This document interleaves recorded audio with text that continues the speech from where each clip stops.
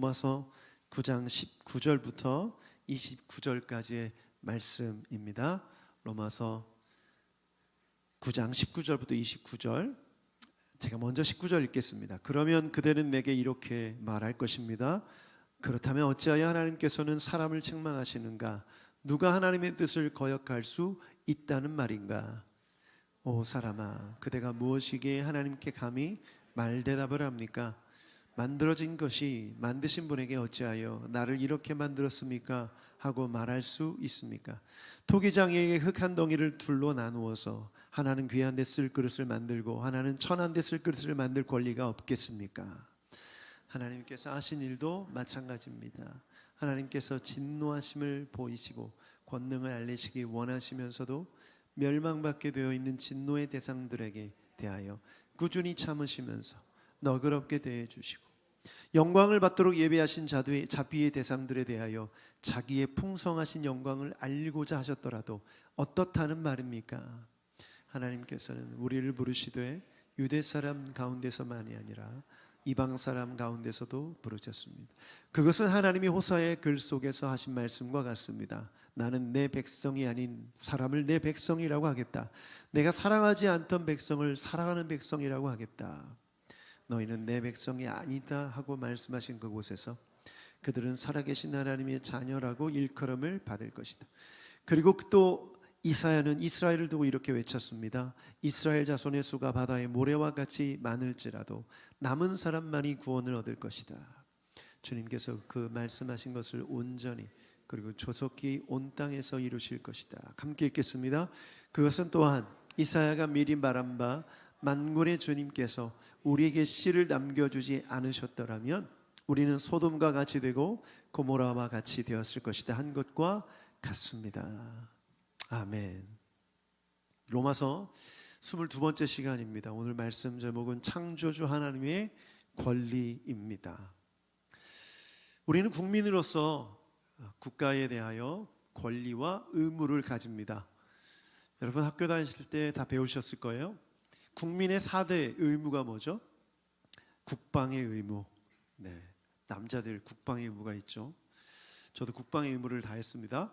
비록 3박 4일이지만 짧게 다녀왔습니다. 공군 군악대 출신이에요. 열심히 군가만 부르다 왔어요. 군대 다녀오신 분들 지금 저를 째려보시는데 죄송합니다. 납세의 의무가 있죠. 세금을 내야 합니다. 그 세금으로 도로도 만들고 또 여러 가지 다리도 만들고 여러 가지 복지 혜택도 하고 국민들을 위해서 그 돈을 쓰죠.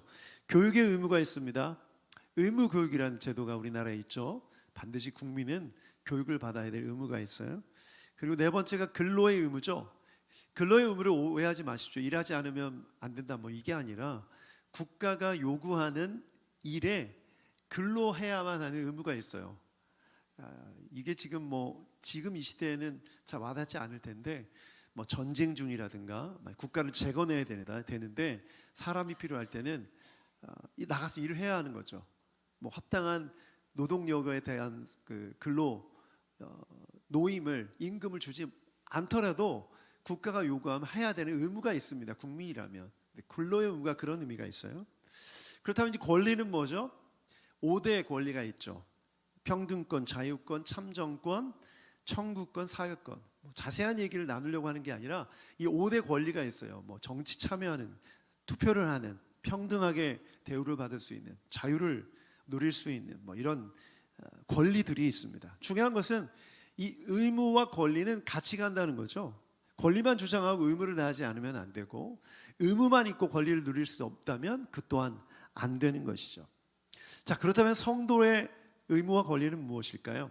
여러분 성도로서 의무가 무엇입니까?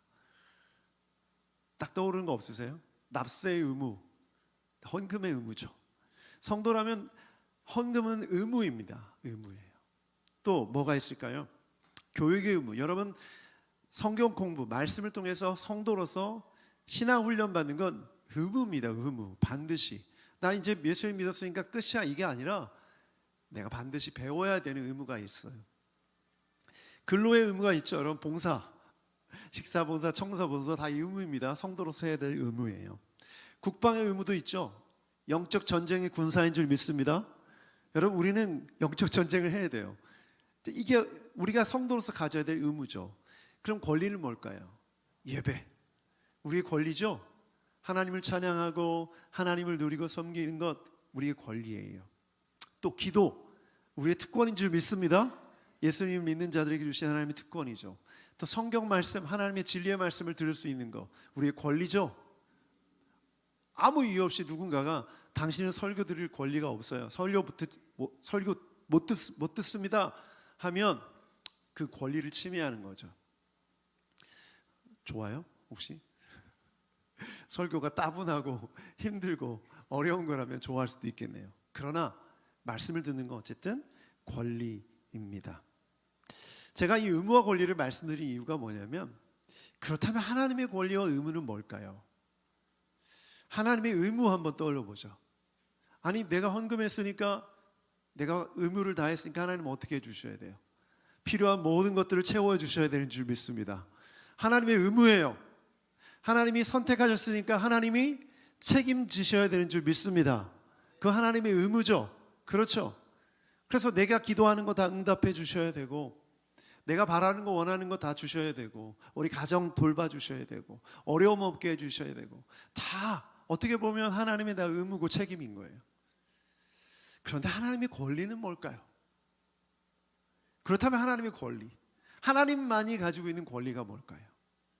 오늘 본문을 보면 바울사도가 하나님의 권리를 말하고 있어요. 21절을 보면 그 권리에 대해서 이렇게 말합니다. 21절 함께 읽어보죠. 시작. 토기장이에게 흙 한 덩이를 둘로 나누어서 하나는 귀한 데 쓸 그릇을 만들고 하나는 천한 데 쓸 그릇을 만들 권리가 없겠습니까? 하나님을 토기장이로 비유하고 있어요. 그리고 토기장이가 권리를 가지고 있는데, 어떤 권리? 흙 한 덩이를 둘로 나눠서, 한 덩이를 둘로 나누는 거, 셋으로 나누든지 그건 권리에 속한다는 거, 토기장이.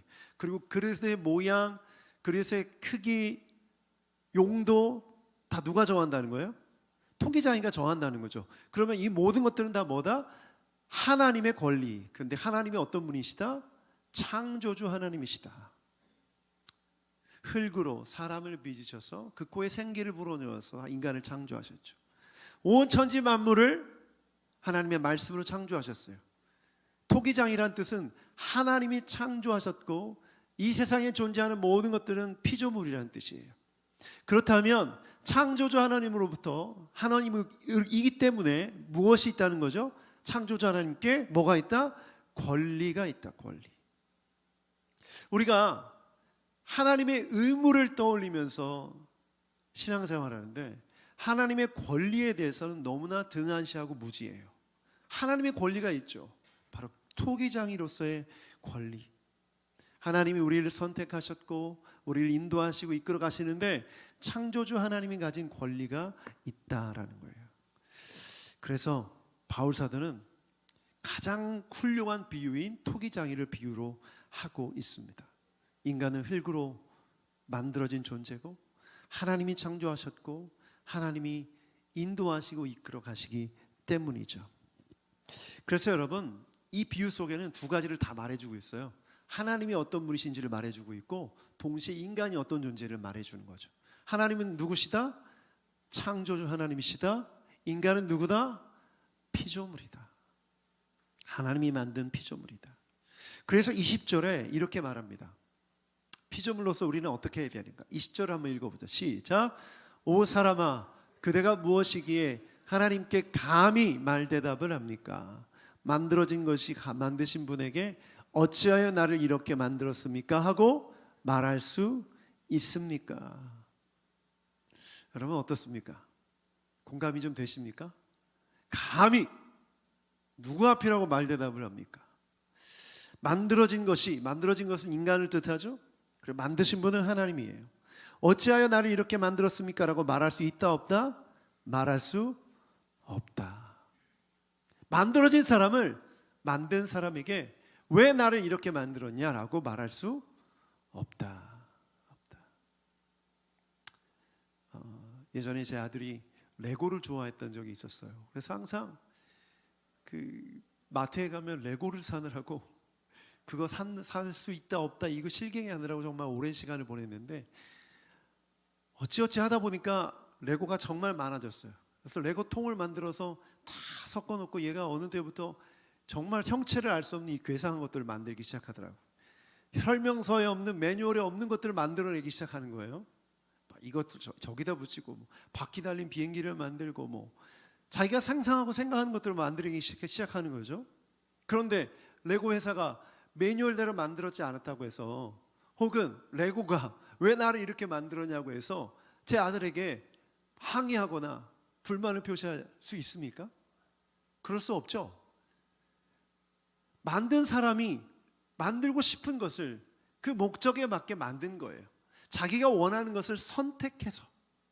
자, 그렇다면 우리가 피조물로서 하나님이 창조주라면 창조주의 뜻대로 그분의 마음대로 그분의 계획대로 선택해서 부르시고 선택해서 만드셨다는 거죠.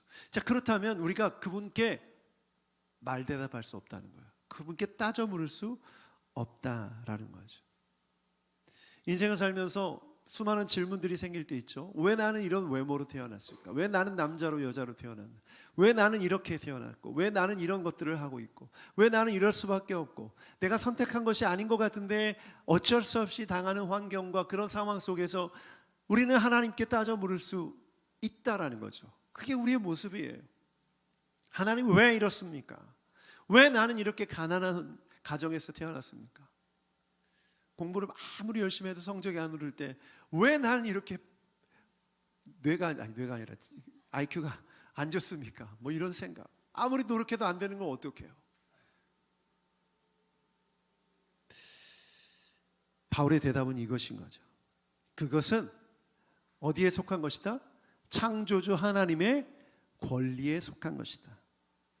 예정하시고 선택하시고 부르셔서 구원하시고 연합케 하시는 이 모든 것들은 하나님의 권리에 속한 것이기므로 우리는 그 권리를 어떻게 할 수 없다?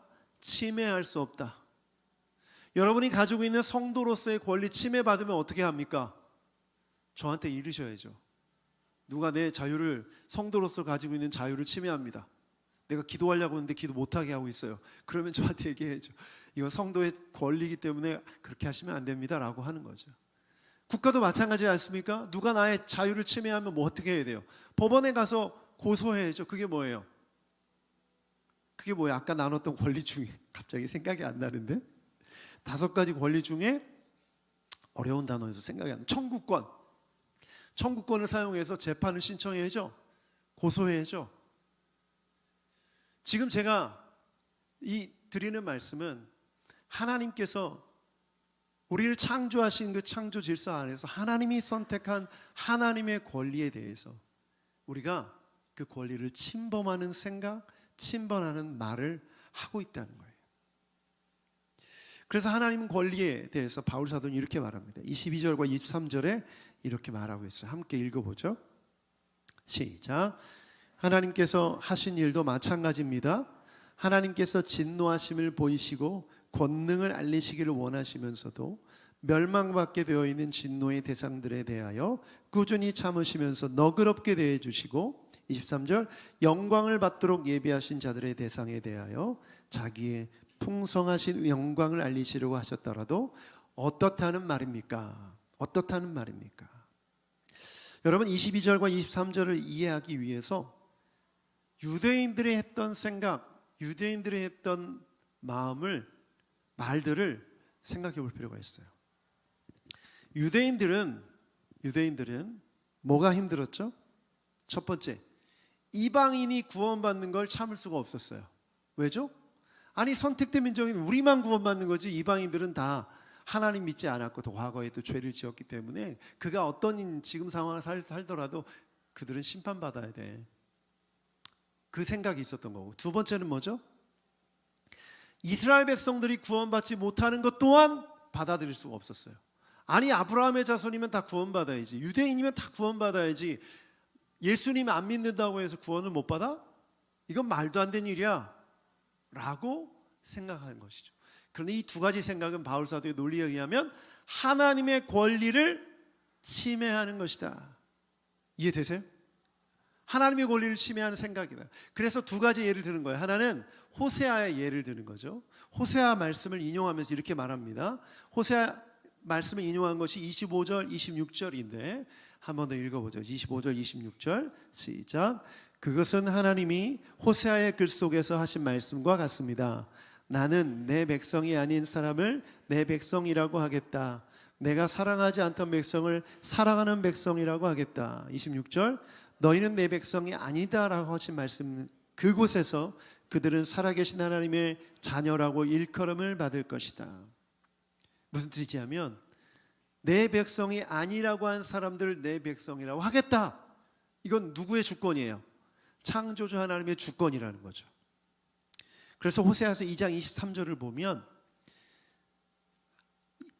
더 정확하게 알 수가 있어요. 읽어보겠습니다. 시작. 그때 내가 이스라엘을 이 땅에서 심어서 나의 백성으로 키우고 로루하마를 사랑하여 루하마가 되게 할 것이다. 로암미에게 이제 너는 압니다라고 내가 말하면 그가 나에게 주님은 나의 하나님이십니다 하고 대답할 것이다.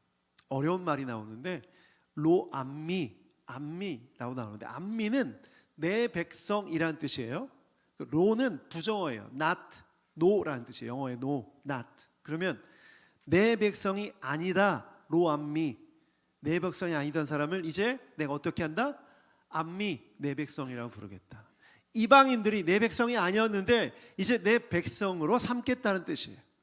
또 로루하마는 뭐냐면 불쌍히 여김을 받는 딸이라는 뜻인데 로루하마, 불쌍히 여김을 받지 못하던 딸들이 이제 불쌍히 여김을 받을 것이다. 루하마가 될 것이다. 그러므로 우리는 지금 이방인들이죠. 그러면 뭡니까? 하나님께서 우리를 암미로 삼아주신 줄 믿습니다. 아멘. 루하마로 삼아주신 줄 믿습니다. 이건 호세아의 예언이에요. 그런데 이것을 유대인들은 참을 수가 없었어요. 왜 하나님의 선택받은 민족이 아닌 저들이 구원받을 수 있습니까? 불만이 있었던 거죠. 그들의 불만을 잠재우기 위해 호세아서를 인용하면서 말하고 있는 거예요. 그리고 이사야서를 말합니다. 27절 함께 읽어보겠습니다. 27절 시작. 그리고 또 이사야는 이스라엘을 두고 이렇게 외쳤습니다. 이스라엘 자손의 수가 바다의 모래와 같이 많을지라도 남은 사람만이 구원을 얻을 것이다. 이사야를 인용하면서 이렇게 말해요. 이스라엘 백성들이 그토록 많을지라도 남은 사람만이 구원을 얻을 것이다. 여러분, 이 남은 사람들은 누굽니까? 모두가 다 우상 숭배하고 모두가 다 세계 열방 강대국을 의지하며 살아갈 때 하나님만을 의지했던 사람들이에요. 믿음을 지켰던 사람들이죠. 그 사람들이 남은 사람들이에요. 유대인이라고 다 구원받는 것이 아니라 이스라엘 백성들을 향한 하나님의 진노의 심판 안에서 믿음을 지켰던 그 남은 사람들만이 구원을 받았던 것처럼 유대인으로 태어났다고 해서 다 구원받는 것이 아니라 바로 믿음으로 하나님을 믿고 살아가는 사람이 구원받는 것이다. 바로 이것을 말해주는 거죠. 그러므로 너희들이 하는 생각, 그 생각은 뭐다? 하나님의 권리를 침범하는 생각이다. 왜? 하나님이 놀라운 계획 가운데 인류를 구원하고 계시는데 그 계획에 개입해서 좌지우지하려고 하기 때문에 그래요. 유대인들, 너희들이 누군데 한낱 피조물에 불과한 너희들이 어떻게 창조주 하나님의 인류 구원 계획에 왈가왈부할 수 있느냐, 이러고요. 딴지를 걸 수 있느냐, 그 말을 하고 있는 거죠. 여러분, 그렇다면 왜 인간은 하나님의 권리를 침범하려 할까요? 왜 유대인들은 하나님의 권리를 침범하려 할까요? 오늘 두 가지 이유를 함께 나누고 기도했으면 좋겠습니다. 첫 번째는 창조주 하나님을 제대로 믿지 않기 때문입니다. 함께 읽어보겠습니다. 시작.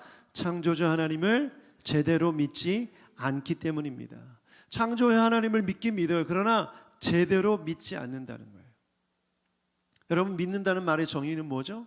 반드시 믿음의 행동이 나타나죠. 여러분이 저를 믿는다면 여러분의 지갑을 저한테 맡길 수 있다고 저는 생각해요. 그렇죠? 부부 사이에 믿기 때문에 여러분의 스마트폰을 맡길 수 있죠. 믿기 때문이죠. 그런데 믿는다고 말만 하면서 안 맡긴다는 건 믿는 게 아닐 수도 있는 거예요. 창조자 하나님을 믿는데 지금 내 삶에 일어나는 일들, 역사 속에서 일어나는 일들을 보면서 믿고 맡기지 못하는 거예요. 내 뜻대로 내 생각대로 되지 않는 상황에 대해서 불만을 갖기 시작하고 불평을 갖기 시작하는 거죠. 이게 바로 창조주 하나님을 온전히 믿지 못하고 있다는 증거예요. 왜냐하면 역사를 운행하시는 창조주 하나님의 권리이기 때문에, 그 권리는 인간이 침해할 수 없는 것이기 때문에 그렇습니다. 저는 신앙생활은 참 단순하다고 생각합니다. 정말 단순한데 버릴 것은 버리고 취할 것은 취하는 것이 신앙생활의 비결입니다. 그런데 그런 생각이 들 수는 있어요. 하나님 왜 저 북한 땅은 그대로 내버려 두십니까? 저 악한 저 권력자들을 저렇게 3대 세습할게끔 내버려 두십니까? 라는 생각이 들 수가 있죠. 그리고 우리가 살아가면서 이해할 수 없는 일들을 겪을 때마다 그런 생각은 들 수가 있어요. 얼마든지 그런 생각이 들 수가 있어요. 중요한 건 뭐냐면 이 생각을 버리느냐 취하느냐예요.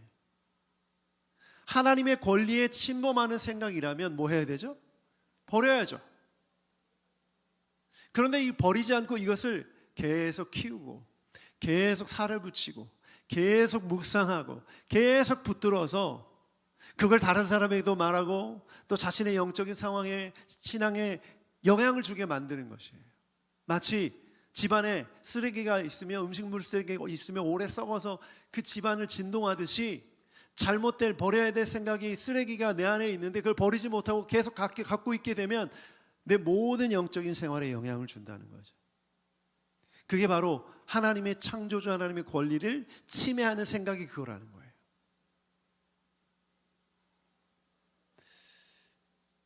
우크라이나와 러시아와의 전쟁, 또 3년간이나 우리를 괴롭혔던 코로나, 그 전에 있었던 메르스, 여러 가지 금융위기, 경제위기,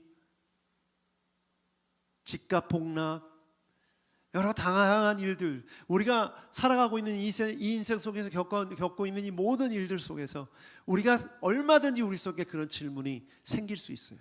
그런데 이거를 하나님의 권리를 침해하는 질문이라면 어떻게 해야 된다? 버려야 된다. 버려야 된다. 여러분, 창조주 하나님을 믿으십니까? 아멘. 그렇다면 버려야 될 생각을 버리시는 여러분 되기를 축복합니다. 욥기 38장 1절부터 5절까지의 말씀 함께 읽어보겠습니다. 시작. 그때 주님께서 욥에게 폭풍이 몰아치는 가운데서 대답하셨다. 내가 누구이기에 무지하고 헛된 말로 내 지혜를 의심하느냐. 이제 허리를 동이고 대장부답게 일어서서 묻는 말에 대답해 보아라. 내가 땅의 기초를 놓을 때에 내가 거기에 있더라도 하였느냐. 내가 그처럼 많이 알면 내 물음 대답해 보아라. 누가 이 땅을 설계하였는지 너는 아느냐. 누가 그 위에 측량줄을 띄웠는지 너는 아느냐. 여러분, 피조물이 창조주 하나님의 지혜를 다 알 수 있습니까? 다 알 수 없죠. 내가 겪고 있는 모든 일에 대해서 다 답을 찾을 수가 없어요. 그런데 우리는 다 답을 찾고 싶어하고 그걸 찾아야만 해결된다고 생각해요. 그러나 그렇지 않습니다. 오히려 그런 질문들은 내려놓을 때 해결돼요. 인생의 수많은 질문들에 대답할 수 있는 분은 오직 하나님밖에 없어요. 그런데 하나님이 때로는 침묵하시기도 하세요. 거기에는 하나님의 뜻이 있겠죠. 우리가 다 이해할 수 없을지라도. 여러분, 그것을 찾아가고 받아들이는 것이 신앙생활입니다. 오늘 여러분 가운데 창조주 하나님을 온전히 믿는, 제대로 믿는 믿음이 있기를 축복합니다. 두 번째, 우리가 창조주 하나님, 그 하나님의 권리를 침범하는 이유가 하나님의 뜻을 다 알 수 없기 때문입니다. 욥의 내용과 방금 나눈 내용과 연결되는데, 하나님의 뜻을 다 알 수 없는 이 우리의 상황을 반드시 인정해야 되는 거죠. 그런데 반대로 내가 하나님의 상황, 하나님의 뜻을 다 알 수 있다고 생각하는 순간 우리는 하나님의 권리를 침해하게 되는 것이죠. 유대인들은 다 안다고 생각했어요. 그들이 받은 모세오경과 또 예언자들의 예언의 말씀을 우리가 받았기 때문에 다 안다고 생각했어요. 그렇기 때문에 그 다 안다는 지식으로 복음을 거부하고 이방인들을 비난하고 정죄했던 것이죠. 그래서 정말 위험한 생각이 다 안다고 생각하는 것, 다 옳다고 생각하는 것, 이것이 정말 위험한 생각입니다. 이것은 교만이에요. 우리 모두는 하나님의 뜻을 다 알 수 없는 줄 믿습니다. 그런데 자꾸 하나님의 뜻을 바꾸려고 해요. 내가 열심히 기도하고 간절히 기도하면 하나님의 뜻이 바뀐다. 여러분, 이건 정말 버려야 될 생각입니다. 내가 기도해서 바뀐다면 내가 하나님보다 더 위에 올라가는 거잖아요. 그렇지 않습니까? 위치가 바뀌는 거예요. 그런데 이런 생각을 서슴없이 해요. 금요일에도 말씀드렸지만 보좌를 흔드는 기도 있습니까? 없습니까? 막 보좌를 흔들어서 하나님이 뜻을 바꾸게 하는 기도가 있어요? 없어요? 그래서 막 7시간, 10시간, 40일 금식하면 하나님이 뜻을 바꾸시고 내가 원하는 걸 이루어 주십니까? 이게 정말 잘못된 생각이죠. 생각해보면 이건 정말 미신적인 생각이에요. 옛날에 정한수를 떠놓고 정성을 다하면 하늘이 감동해서 응답해 준다는 그런 아주 미신적인 샤머니즘적인 생각이 우리 안에 있는 거죠. 여러분, 우리가 기도를 하고 우리가 하나님 앞에 간구하는 건 하나님의 뜻을 받아서 내 뜻과 내 생각을 내려놓기 위함인 줄 믿습니다. 나를 변화시키고 내가 내 삶의 보좌에서 내려와서 하나님이 앉게 해드리는 것이지 하나님의 보좌를 흔들어서 내가 그 위에 앉는 것이 아니라는 거예요. 그러므로 내가 다 알고 내가 생각하는 생각이 맞고 내가 다 옳다고 생각하는 생각을 내려놓으셔야 돼요. 여러분, 하나님의 계획을 다 알 수 있습니까? 하나님의 계획 다 알 수 없죠. 하나님이 여러분을 향한, 우리를 향한 하나님의 계획이 무엇이 있는지 다 알 수 없어요. 그렇기 때문에 우리는 그분을 신뢰하고 맡기고 나아가야 하는 거죠. 그런데 내가 바라는 미래, 그것이 마치 정해진 미래고 이렇게 안 되면 안 된다는 이런 생각을 가지고 살아가는 것은 창조주 하나님의 그 권리를 침해하는 일이라는 거죠. 그래서 여러분, 교만은 다 안다는 생각이고 겸손은 모른다는 생각입니다. 주님 앞에 겸손한다는 것은 주님, 저는 모릅니다. 주님 모릅니다. 알려주십시오. 깨닫게 해주십시오. 이 태도가 겸손한 기도의 태도인 줄 믿습니다. 여러분, 계시라는 말 많이 들어보셨죠? 열 계자에 보일 시자. 하나님이 열어서 보여주신다는 거예요. 여러분, 우리가 하나님의 뜻을 깨닫는다는 것은 그분이 보여주시는 만큼만 깨달을 수 있어요. 그런데 내가 본 것이 전부라고 착각해서는 안 되는 거죠. 내가 보는 것은 일부일 뿐이에요. 그런데 일부를 본 것을 전부라고 생각하고 유대인들은 자기들만이 구원받을 수 있다고 생각했던 그 생각처럼 우리가 가지고 있는 내가 본 것이 전부라고 생각하는 생각에 갇힐 수가 있는 것이죠. 그렇게 되면 하나님의 하나님의 권리, 그분의 주권을 침해하는, 침범하는 일이라는 거예요. 그래서 이사야서 55장 8절부터 9절까지 말씀 함께 읽어보겠습니다. 시작. 나의 생각은 너희의 생각과 다르며 너희의 길은 나의 길과 다르다. 주님께서 하신 말씀이다. 하늘이 땅보다 높듯이 나의 길이 너희 길보다 높으며 나의 생각은 너희의 생각보다 높다. 아멘. 여러분, 인정하시길 바랍니다. 하나님과 우리의 차원은 다릅니다. 하나님의 차원은 달라도 높아도 너무 높아요. 우리가 범접할 수 있는 그런 수준이 아니에요. 그런데 그 수준을 자꾸 침해하려고 해요. 그 증거가 바벨탑이죠. 바벨탑이에요. 아담과 하와가 선악과를 따먹은 동기도 하나님처럼 되고 싶어서요. 자꾸 우리 안에 이런 죄성이 있어요. 그러므로 날마다 우리는 뭐 해야 되는가? 우리의 차원, 우리의 현실, 인간의 연약함, 질그릇과 같은 존재임을 날마다 기억해야 돼요. 금요일 날 예배 참석 못하신 분들도 꼭 금요일 설교를 들어보시기 바랍니다. 그러면 오늘 이 말씀이 잘 이해가 될 거예요. 여러분 등산 좋아하세요? 등산의 묘미가 뭔가요? 올라가면서 보는 산에 있는 그 나무들, 그리고 그 속에서 나오는 향기와 그 정취와 또 맑은 공기, 소리들, 새소리들, 이런 것 때문에 가는 분들도 계시겠지만, 정상에서 보는 그 높이에서 보는 그 맛, 그 경치, 그것 때문에 올라가시는 분들도 많죠. 정말 고생해서 산 위에 정상에 딱 서면 뭐가 보입니까? 산새가 보이죠. 높이 올라가서 보니까 내가 걸어온 길도 보이고 다른 길도 보이고 또 여기까지 올라온 다른 사람도 보여요. 아, 산이 이렇게 생겼구나. 내가 걸어갈 때는 나는 이 바로 앞에 이 길만 보였는데, 내 눈앞에 보이는 이 숲 안에 있던 이 나무들만 보였는데 올라와서 보니 전체가 보이는 거죠. 여러분, 창조주 하나님을 믿는 믿음은 무엇입니까? 창조주 하나님께서 우리보다 높은 차원에서 우리의 삶을 다 알고 계시고 보고 계시고 인도하신다는 믿음이에요. 나는 다 볼 수 없고 다 알 수 없지만, 나는 지금 당장 내 앞에 있는 이 길, 내 앞에 있는 이 상황, 내가 걸어가야만 하는 이 오르막길, 내가 건너가야 할 이 냇가, 이 물, 이것만 보이지만 하나님은 그 위에서 다 보고 계시고 인도하고 계신다는 거예요. 그런데 하나님이 아무렇게나 우리를 인도하시는 것이 아니라 무엇 가운데? 창조주 하나님의 계획 가운데 우리를 인도하고 계신 줄 믿습니다. 그래서 여러분, 너무 미래에 대한 걱정하지 마세요. 여러분에게 주어진 하루를 최선을 다해서 한번 살아보세요.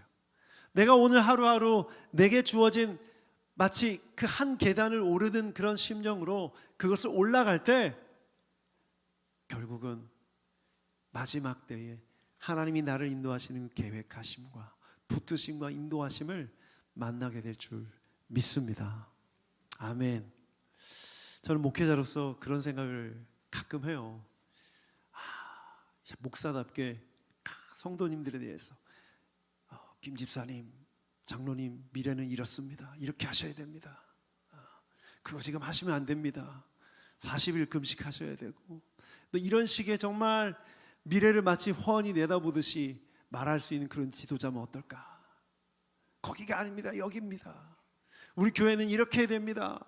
멋있는 센터를 지어야 됩니다. 근데 왜 저는 그런 게 안 떠오를까요? 하나도 모르겠어요. 좀 그걸 알고 싶은데 잘 모르겠어요. 저 자신도 잘 모르겠어요. 우리 교회 미래에 대해서 잘 모르겠어요. 물론 소원함은 있어요. 이렇게 됐으면 좋겠다. 그런데 내가 바라고 원하는 것이 이루어지는 게 꼭 하나님의 뜻을 이루는 것일까? 그걸 관철시키고 그걸 만들어내는 것이 하나님의 뜻을 이루는 것일까? 거기에는 질문이 있는 거죠. 만약 내가 원하고 바라는 그 미래가 하나님의 권리, 하나님의 창조주 하나님의 권리를 침해하는 일일 수 있다는 생각을 해야 하는 거예요. 자, 그렇다면 뭐 아무것도 안 하고 가만히 있으라는 얘기입니까? 아니죠. 목자 되신 주님이 지팡이와 막대기를 들고 있는 이유가 뭐라고 했죠? 네, 바른 길로 인도하실 때는 때리시는 거예요. 목을 걸어서 바른 길로 인도하시는 거죠. 창조주 하나님께서 우리를 다스리고 계세요. 그러므로 아주 연약한 우리의 이 부족하고 무지한 우리의 삶에서 여러 가지 생각과 질문이 들 때마다 다 버리고 하나님의 마음을 채우고 믿음을 채워 한 걸음 한 걸음 나아갈 때 결국엔 하나님이 창조주 하나님의 놀라운 계획이 우리의 삶에, 여러분의 삶에, 우리 교회의 삶에 이루어질 줄 믿습니다. 아멘. 그것이 바로 하나님의 나라를 이루어가는 거예요.